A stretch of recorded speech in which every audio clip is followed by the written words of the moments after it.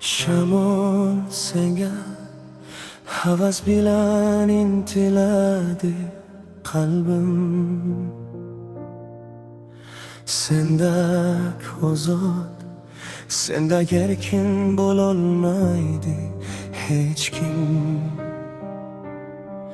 Kezarsan dunyo bo'ylab bulutlarni haydab, yetti iqlim yoronlar nafasing bag'ishlab.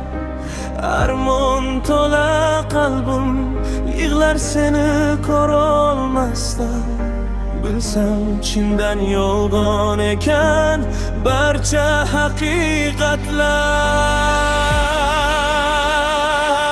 Nega sevdim,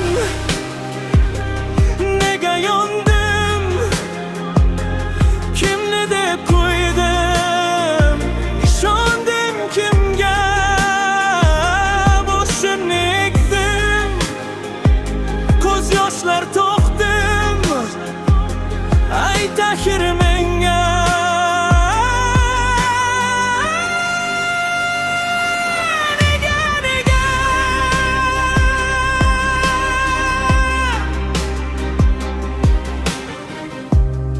Baxtimiz bo'ldi xazon, ko'nglim bo'lgan vayron. Izlab seni men sarson, nahot kechding oson. Aqldan ozdim, yuragim yonmadi, sen yo'qsan yonimda.